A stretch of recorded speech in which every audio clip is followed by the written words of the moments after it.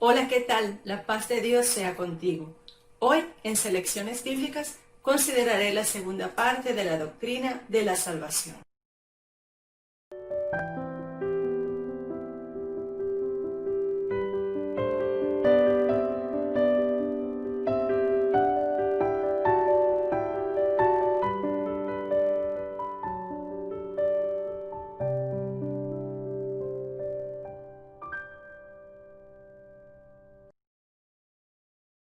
Soy Yafeli Cabaña de Galindo y ruego a Dios pueda añadir bendiciones y nuevos conocimientos a tu vida con la presentación de este video.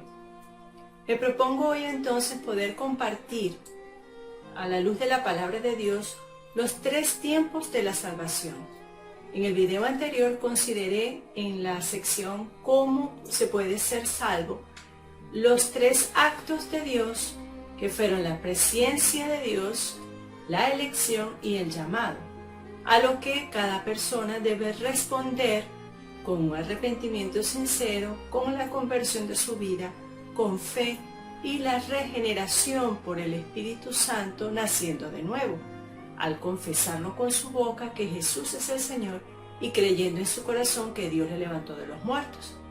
Y también consideré que Jesús señaló que cuando una persona le confiesa ante los hombres, Él también lo haría delante del Padre, y que cualquiera que le niegue delante de los hombres, Jesús también le negaría delante del Padre. Por eso es que es importante tener la seguridad de la salvación que Dios nos ofrece mediante su Hijo Jesús. Y en esta primera sección es importante entonces destacar los tres tiempos de la salvación: el tiempo pasado, tiempo presente y tiempo futuro. En el tiempo pasado, que tiene que ver con todo lo que señalé en el video anterior, Dios hizo tres actos en la persona que le creyó, en la persona que se convirtió a Jesús, quien espiritualmente comió de su carne y bebió de su sangre. Cristo entonces entró a su vida. En tiempo pasado, Dios entonces adoptó a quien le creyó.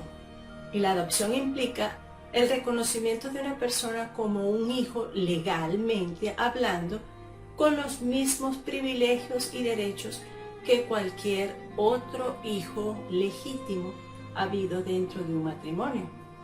Entonces, cuando una persona es adoptada por Dios, dice el texto en Gálatas 4, que fuimos adoptados por la redención que Cristo operó en nuestras vidas. Y esto ocurrió por la voluntad soberana de Dios, por el puro afecto de su voluntad, como Pablo lo señaló en el primer capítulo de la epístola a los Efesios. Entonces, en este primer acto tan hermoso, Dios eliminó el primer enemigo que nos estaba estorbando en nuestra comunión con Él.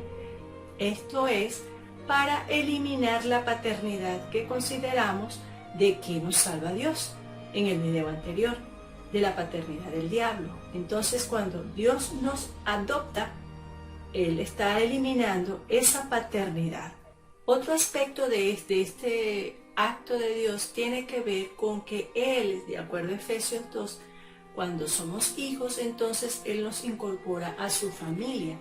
Dice en Efesios 2 que ya no somos extranjeros ni somos advenedizos, es decir, no somos hijos ilegítimos o hijos naturales, sino que somos conciudadanos de los santos y miembros de la familia de Dios. O sea, somos un grupo de hermanos, de un grupo de iguales, y que Dios es nuestro Padre. No existen rangos, sino que todos somos conciudadanos, pertenecemos a un mismo reino. Este es el primer acto de Dios. En el tiempo pasado, porque ocurrió en el momento que le creí, también hay otro acto de Dios que es la justificación. Y la justificación implica también, como un término legal, que Dios ve a Jesús en nosotros y ya no ve nuestros pecados, sino que ve la perfección de Jesús, su justicia, su santidad en nosotros, que le hemos creído a Él, y entonces Él nos hace sin culpa, nos quita la culpa y nos quita la condenación. como si no hubiésemos pecado porque ve a Jesús en nosotros. Y esto es interesante porque esto nos produce la eliminación de aquel primer aspecto con relación al pecado, que es la pena del pecado. Quita entonces nuestra culpa, quita entonces la pena del pecado, que es la muerte. Por eso es que en Romanos capítulo 3 nos dice que esto fue por la gracia de Dios, que Él nos redimió por la sangre de su Hijo Jesús, en su paciencia los pecados cometidos en el pasado. Y en Tito, Pablo también, en esa carta escrita, también le recuerda que por medio de Jesús recibimos la justificación para vida eterna. El tercer acto tiene que ver con la presencia del Espíritu Santo. Una vez que una persona ha nacido de nuevo, recordemos que en el texto de Juan 3 Jesús señaló: el que no naciere del agua y del Espíritu no puede entrar en el reino de Dios. Y este término en el Espíritu implica que es una regeneración espiritual.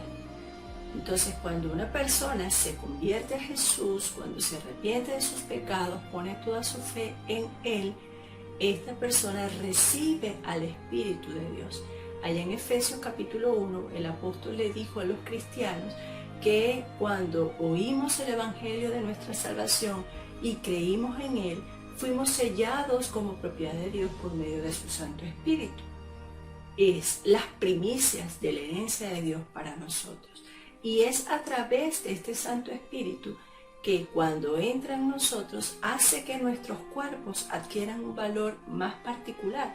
Porque en 1 Corintios capítulo 3 dice: ¿no sabéis que sois templo del Espíritu de Dios y que el Espíritu de Dios mora en vosotros?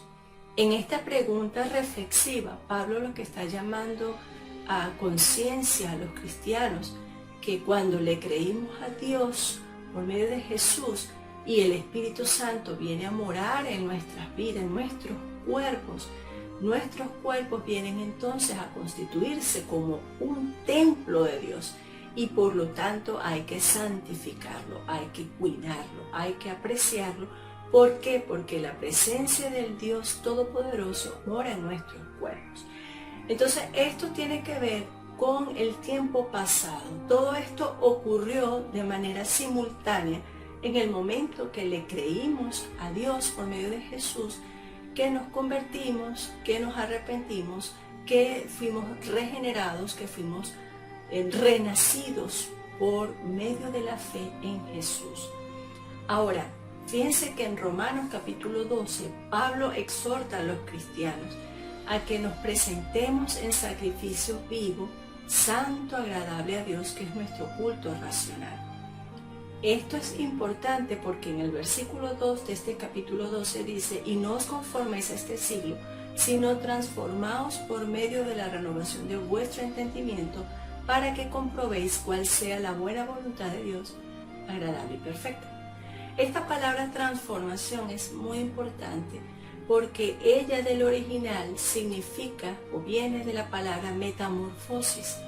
Cuando una persona está en comunión con Dios, el exhorto el consejo divino es que podamos transformar nuestro entendimiento, que Él pueda sufrir una transformación tal que ya no nos conformemos a este siglo, sino que nos presentemos en sacrificio vivo y podamos conocer la buena voluntad de Dios, que es santa, agradable y perfecta. Entonces, por eso en la presentación está la evolución de una oruga a una mariposa, porque este es el animal que representa más directamente una metamorfosis. Entonces, en el segundo aspecto de esta presentación, que tiene que ver con la salvación en tiempo presente, Dios nos sigue salvando. Por eso es que es importante mantenernos en comunión con Él, porque el propósito de Dios es salvarnos hasta el final. Cuando Él nos ha adoptado para ser llamado hijos suyos, es así como un padre que adopta a un bebé, y ese bebé hay que cuidarlo, ese bebé hay que protegerlo del peligro, porque no entiende las dimensiones, no entiende el peligro y fácilmente puede caerse, puede tropezarse, puede hacerse daño. La misma idea tiene entonces Dios en su palabra, haciéndonos varias recomendaciones para que podamos seguir siendo salvados por Él, porque estamos todavía en este mundo a expensas de muchas situaciones que nos pueden alejar de su propósito. Entonces, en primer lugar, Él quiere seguirnos salvando, y esto tiene que ver que nos va a salvar del poder corrupto del pecado. Y este es el segundo aspecto que vimos en el video anterior, relacionado con el poder del pecado en nuestras vidas. De eso nos quiere salvar, de ese poder, y del poder del Satanás que nos quiere apartar del propósito de Dios. Entonces, en este tiempo presente, Él nos quiere santificar constantemente. Esto implica entonces apartarnos de la corrupción del pecado, ayudarnos a hacer morir lo terrenal, al viejo hombre con sus vicios, porque años viviendo de una manera apartada de Dios, sin temor de Dios, sin saber el propósito de Dios. Entonces nos toca desaprender para volver a aprender, pero aprender lo que está conforme al propósito de Dios. Por eso es que entonces en este proceso de salvarnos en el tiempo presente hay dos aspectos importantes, como lo son entonces la santificación y la perseverancia. En la santificación entonces es la obra de Dios que nos quiere librar del poder seductor del pecado, haciendo morir el viejo hombre en nosotros y permitiéndonos vivificar este nuevo hombre que está creándose en Cristo Jesús en nuestros cuerpos, en nuestras vidas, por la presencia del Espíritu Santo. Por eso es que es tan importante que el acto hermoso de Dios de darnos de su Santo Espíritu para venir a morar en nuestros cuerpos y ayudarnos desde adentro a transformarnos conforme a la imagen de su Hijo. Ahora, no solamente es para cambiarnos, sino que también nos capacita para hacer buenas obras. Esta obra de Dios de santificación abarcan todas las áreas de la vida. Fíjense que ya en la primera carta a Tesalonicenses, en el capítulo 5, el apóstol señaló a los cristianos: y el mismo Dios de paz os santifique por completo, y todo vuestro ser, espíritu, alma y cuerpo sean guardados irreprensibles para la venida de nuestro Señor Jesucristo. Entonces no solamente abarca nuestra mente, sino también nuestro cuerpo, y abarca también nuestro espíritu. Dios quiere santificarnos, y este término santificación implica que nos quiere apartar de lo malo, así como un padre sensato que ama a sus hijos lo aparta del peligro, lo aparta de aquello que le pueda hacer daño, porque lo ama. Dios quiere entonces apartarnos del pecado, apartarnos de aquellas cosas que nos pueden dañar nuestra comunión con Él, porque nos ama. Entonces, en este primer aspecto de este tiempo presente, abarca todo nuestro cuerpo. Fíjense que allá también en 1 Corintios 6 dice: no erréis ningún injusto, ni los avaros, ni los ladrones, ni los afeminados, ni los adúlteros, ni los fornicarios, ni los que se echan con varones, ni los estafadores. O sea, ahí está hablando del área sexual, ni los idólatras, el área espiritual, el área social, el área del cuerpo. Todo nuestro ser debe estar santificado. Fíjense que el siguiente versículo dice: y muchos de estos eran vosotros en otro tiempo. Muchas personas habían salido de ese estado, pero ahora habéis sido lavados, habéis sido justificados y habéis sido santificados en el nombre del Señor Jesús por el poder de su Espíritu. Entonces Él quiere ayudarnos a mejorar, a que nuestra vida dé un vuelco, en ese vuelco que ya hemos iniciado cuando le creímos a Dios, que se mantenga en este sendero de hacer el propósito de Dios. Ahora, ¿cuál es el propósito de la santificación? En primer lugar, que nosotros podamos ser hijos obedientes y que nos podamos parecer a nuestro Padre Celestial. Fíjense qué interesante cuando en su primera carta Pedro señaló: como hijos obedientes, no os conforméis no viváis como vivíais anteriormente, sino que aquel que os llamó es santo, sed santos en toda vuestra manera de vivir. Entonces Él quiere que nosotros, siendo hijos obedientes, nos parezcamos en la santidad a Dios. Y fíjense que otra vez recalca: en toda vuestra manera de vivir.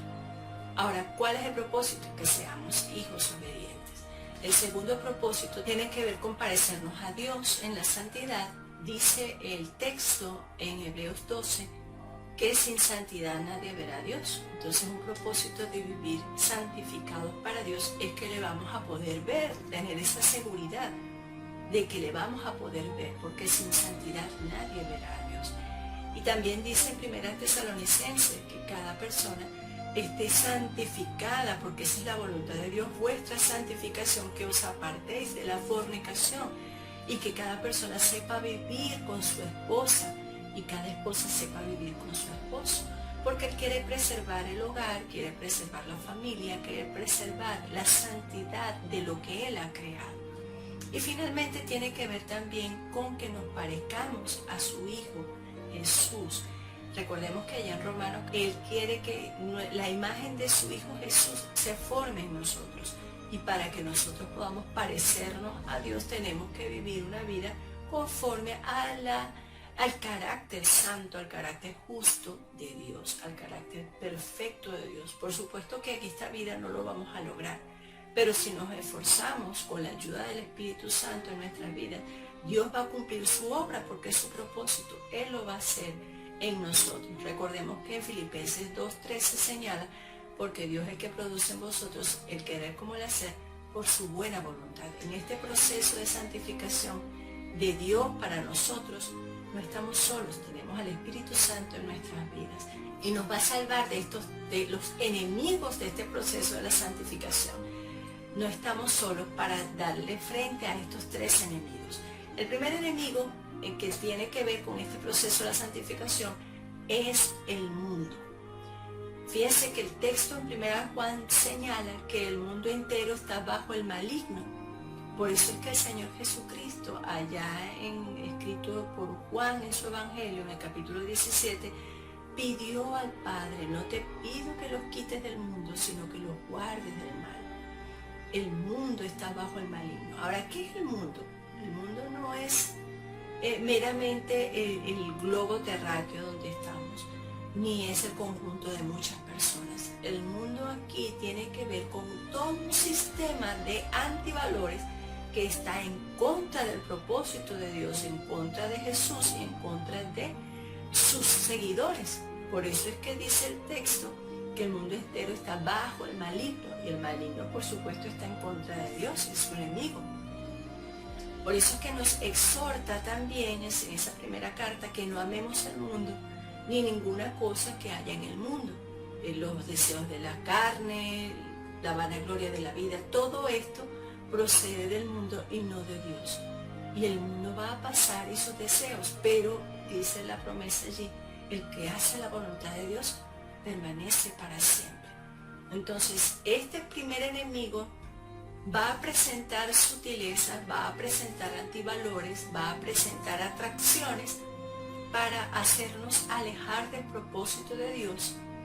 Y por eso entonces la exhortación que nos hace el apóstol es que no amemos al mundo, ni sigamos en pos del mundo, porque este mundo va a pasar.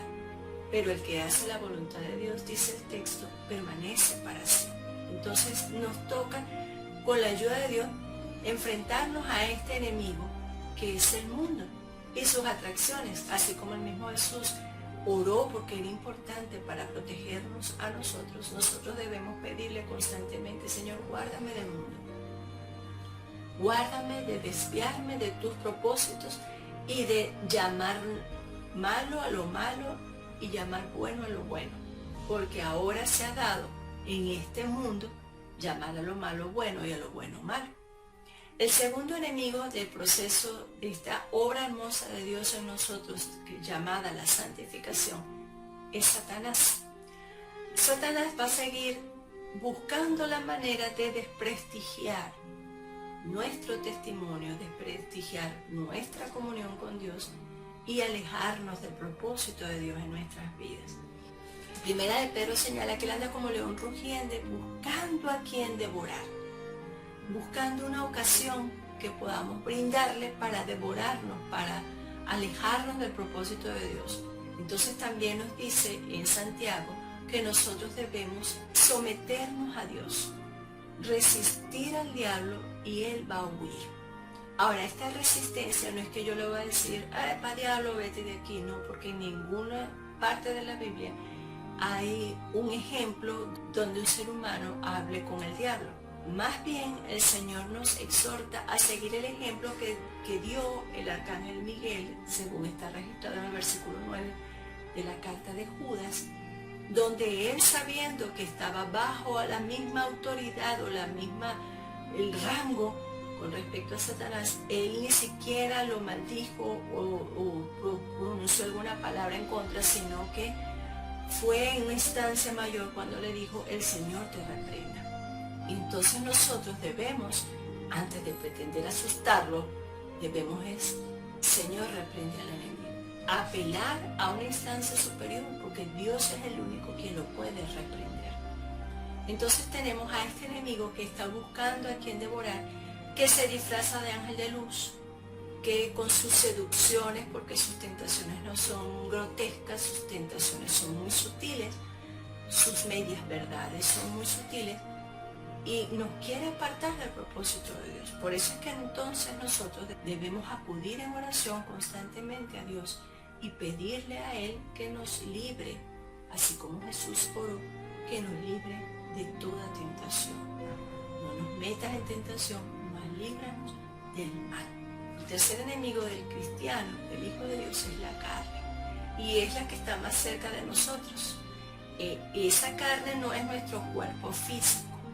Esta carne implica toda ese poder personal de autoconfianza, de prudencia propia, de sabiduría en nuestra propia manera, de ser autosuficiente, que se opone a Dios, que está opuesta al propósito de Dios. Por eso es que en Romanos el apóstol señala que los designios de la carne están en enemistad contra Dios, porque no se sujetan a la ley de Dios ni tampoco pueden. Entonces la carne es esa tendencia a ser egoístas, esa tendencia a hacer nuestra propia voluntad y no sujetarnos a la voluntad de Dios.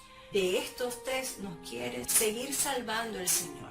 Por eso es que la salvación en tiempo presente del poder del pecado y del poder de Satanás, el Señor nos quiere seguir salvando, porque el mundo y Satanás van de la mano, porque el mundo está bajo los designios de Satanás y entonces él va a usar el mundo para cumplir su propósito. Pero dentro de nosotros también hay una tendencia, un viejo hombre que hay que hacer morir constantemente.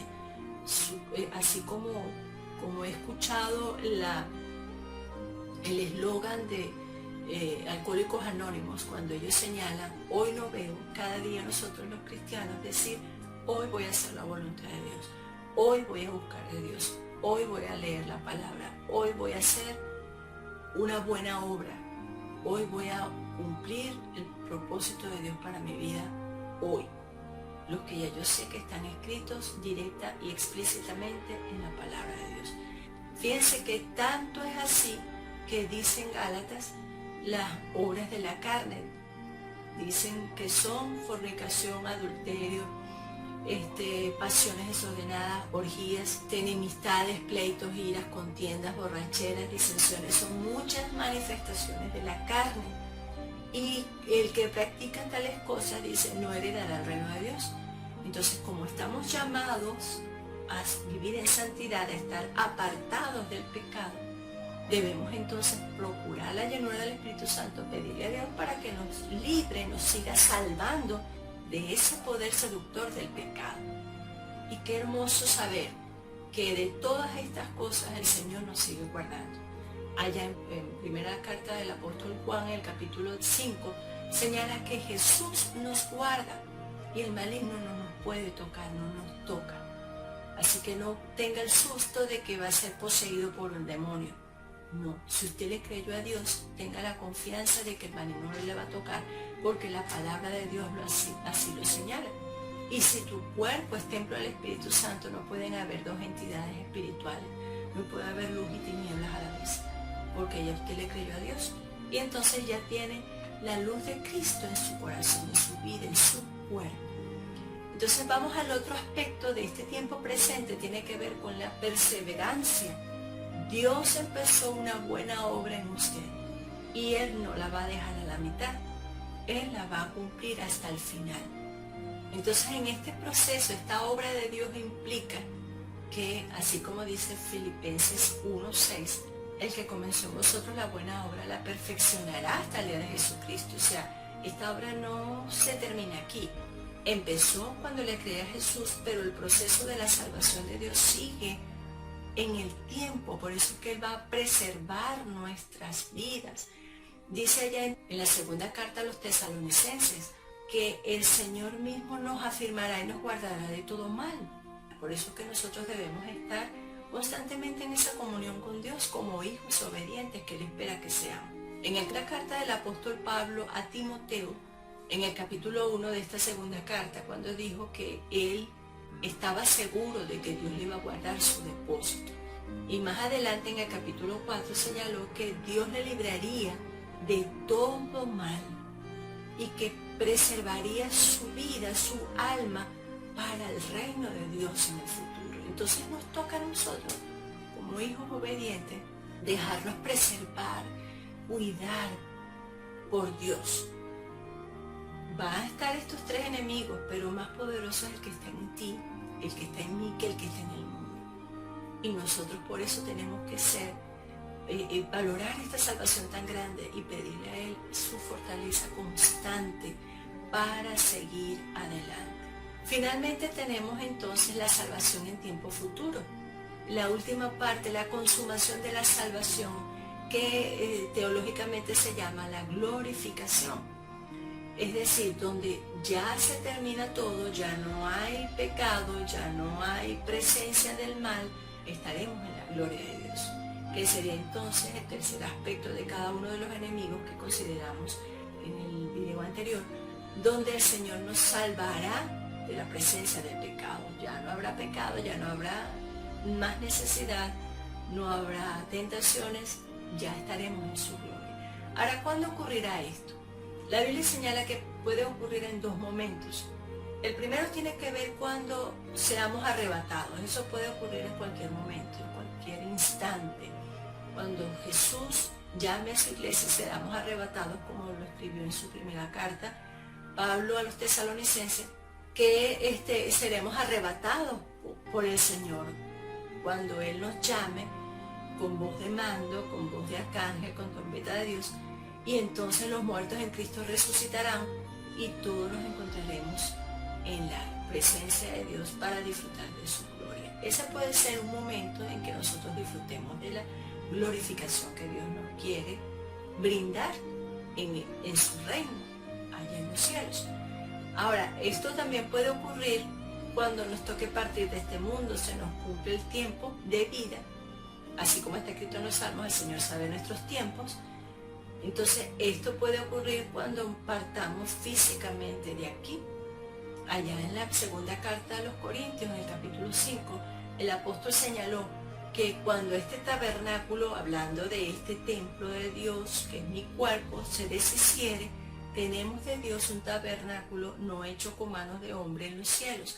Es decir, vamos a tener un nuevo cuerpo, una nueva presencia espiritual para disfrutar de la gloria de Dios. Por eso que también Jesús le dijo a Marta, en el capítulo 11 del Evangelio según Juan, Él es la resurrección y la vida, el que cree en Él, aunque esté muerto, vivirá, y aquel que vive, pero cree en Él, no morirá eternamente.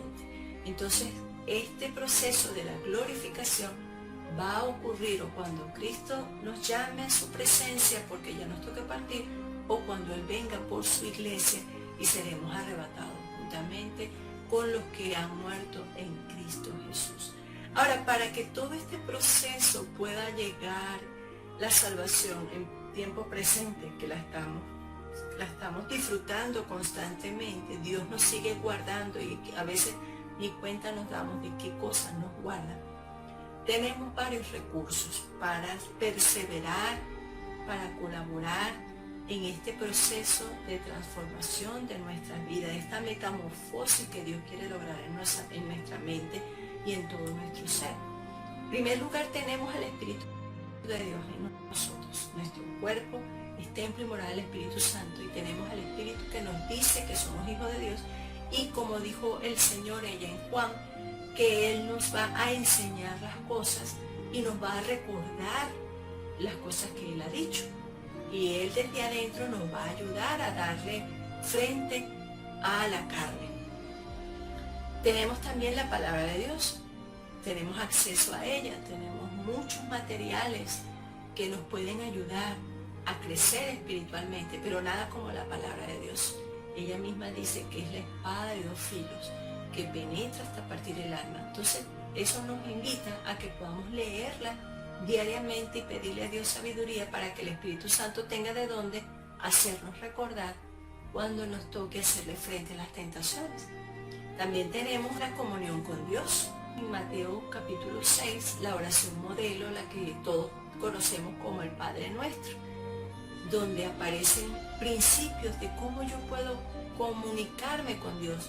Primero le alabo, reconozco su soberanía, su poder, le pido por las provisiones, le pido que me guarde del mal y también le pido que me perdone, tanto como yo perdono a los que me ofenden. Entonces cuento también con la presencia del Espíritu Santo en mi vida y con la intercesión de Jesús en los cielos y la misericordia del Padre que me ayuda a hacer frente a cada necesidad. Entonces cuento con el recurso del Espíritu Santo, con la Biblia y con la oración. También cuento con el servicio. Recordemos que en el proceso de la santificación Dios nos capacita para hacer buenas obras.